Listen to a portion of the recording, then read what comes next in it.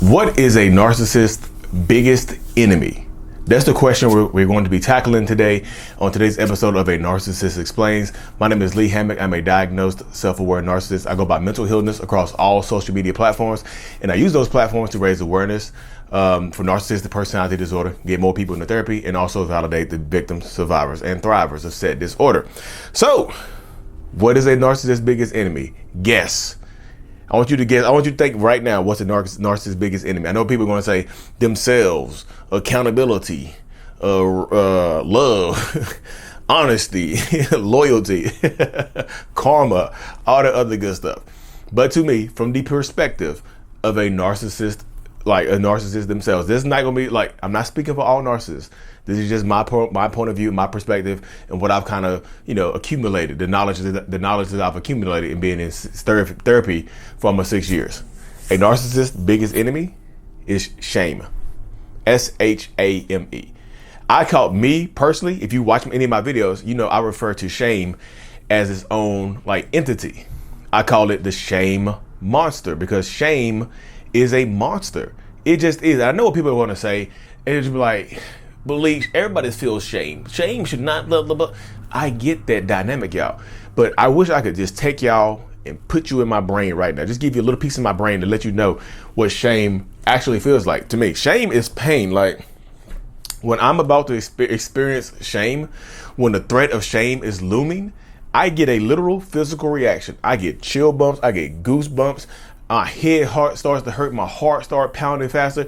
It's like something, you know how you get ready to go to bed and you know how when you were younger, right? Not everybody's gonna have the same experience, but you know how you were younger, right? And you watch a scary movie right before bed and you automatically think that monster or whatever, Freddy Krueger is coming to get you. Jason is coming to get you. There's an actual Candyman that's coming to get you. You think there's an actual monster underneath the bed. That feeling right there, how you under the bed and you hear it, like, how you, especially if you live in an old house, you're in there quiet and you hear the house moving and creaking and stuff like that, the house settling. That's what it feels like. That's kind of what it feels like all the time when I think shame is right around the corner. When I think shame is under the bed. When I think shame is right outside my office door. When I think shame is on the other end of that phone line. So narcissists, because they fear this so much, because we fear shame so much, because it's our biggest enemy, we try to avoid it at all costs. That's why you see a lot of narcissistic people, again, my perspective, that's why you see a lot of narcissistic people that go crazy about trying to avoid shame. That's why you see such big, huge reactions from narcissists when they are facing shame, when the threat of shame is around the corner, like lurking, peeking around the corner. That's why you see them give these big, visceral, just outrageous reactions. Narcissistic rage is a shame cover-up. I get mad as hell, start screaming. That's why you see a narcissist, they start yelling, beating on their chest, throwing stuff, punching holes in the wall, trying to attack you, whatever, to avoid shame, to avoid feeling that shame. It's like accountability brings shame. That's why narcissistic people, when you hear people say narcissists don't never take accountability, because accountability brings shame. Behind it is shame. Behind that accountability is shame. Behind being honest is shame. Behind being responsible for my own actions is shame. Think about it, y'all. Think about it literally think about it. When you have experienced some narcissistic rage or the silent treatment, because the silent treatment is also avoiding shame. It's also a big reaction by not reacting at all, by not giving you energy. I avoid shame by going quiet. You ever seen the movie The Quiet? What's the name of the movie? Where if you make a noise, the monsters come and get you. Where you have to be quiet. You're like, if you breathe, the monster comes to get you. That's how it is. So if I can avoid accountability by being quiet, by giving you the silent treatment, shame stands outside the room. It just is. It's outside the room waiting, but I'm silent, so it can't come in. As long as I'm not making any noise, shame will not come in this room and get me. That's how my mind thinks, y'all. Heart beating fast, visceral reaction. So think about it, y'all. So think about the times that you have dealt with a narcissist in your life, and you tried to hold them accountable for something, and they started yelling and screaming at you for something minor, or you noticed something out of the ordinary. You didn't try to hold them accountable. You noticed it, you noticed a change in their behaviors. No, so you make a general observation and they snap on you. Think about what's behind that snapping. Peel back the layers. Go back in time if you want to. You don't have to do this. I'm not trying to get anybody to re-traumatize themselves by thinking about this, but thinking about this could help bring you some clarity from my perspective. So just think about the emotions behind why they were yelling and screaming at you. Like, why in the hell were they really yelling and screaming at me? All I asked them to do was admit that they were wrong. All I had to do, it doesn't have to be cheating. It doesn't have to be lying. It doesn't have to be something big. It could be something small as admitting that they were wrong. I saw I think I'm gonna break this post down here in a little bit. I saw it very recently, but you see the dynamic of how it goes, y'all. You see it. You see the big, huge dynamic, like right behind shame. Like, instead of just saying, "Oh, dang, I was wrong. You were right." That hurts. It hurts narcissists. You want to hurt a narcissist? Make them feel shame. Shame them. That's why narcissistic people are so afraid of their reputation being ruined. What comes with a ruined reputation? Shame. Think about it, y'all. Behind a lot of not all of them, behind a lot of narcissistic people's reactions is the avoidance of shame, trying to avoid being embarrassed, because being embarrassed is shame.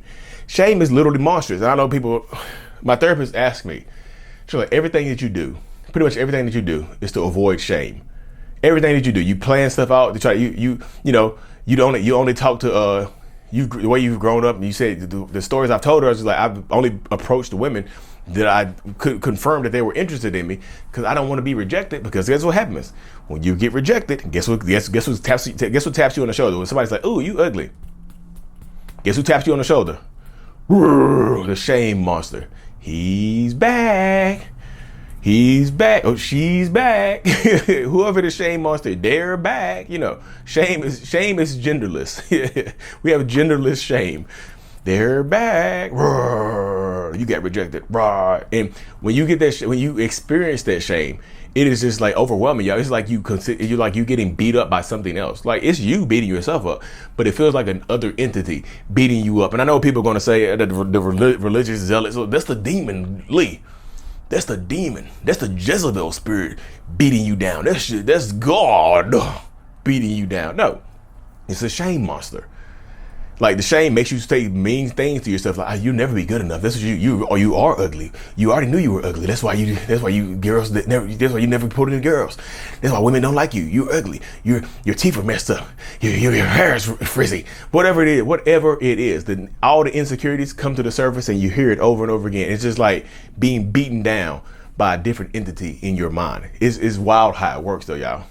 That's why you see a lot of narcissistic people, they try to become uber successful, because the more successful I become, the more I feel like I can avoid shame. I can throw money at stuff to avoid shame. It's just like, hey, Lee, you can't pay your rent, you're gonna get kicked out of your house. I'll be ashamed of that. Here's some money. Here's some success. You see what I'm saying? It's the cover up, y'all. Think about a lot of the actions that a lot of the narcissistic people in your life have been doing. They've been avoiding the shame monster. I'm ashamed of stuff like that, y'all. This is how inside the mind of a narcissist. How does a narcissist experience shame? I hate it. I absolutely hate it. And my therapist is like, you've been trying to avoid shame your whole life. Ever since, like, one of my earliest memories, y'all, is a girl calling me ugly in 3rd grade. You see how this still affects me now. So I was just hyper focused on how I look. I'm in the gym. I'm trying to make sure my hair's straight. And I got my teeth fixed. I'm like, okay. If you call me ugly, something's wrong with you. You see what I'm saying?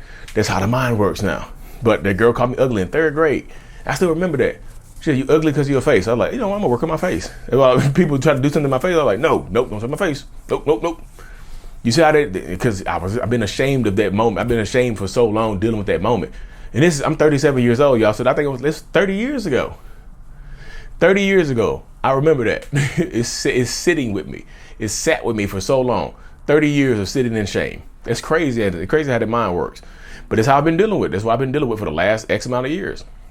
And so my therapist, asked me this, like, if you could sit shame down on the couch and talk to it, what would you say to it? I started laughing. I was like, what the heck? Huh? What would I say to shame? I started thinking. I was like, okay, I'm in therapy. Let me be serious. Close my eyes, start thinking.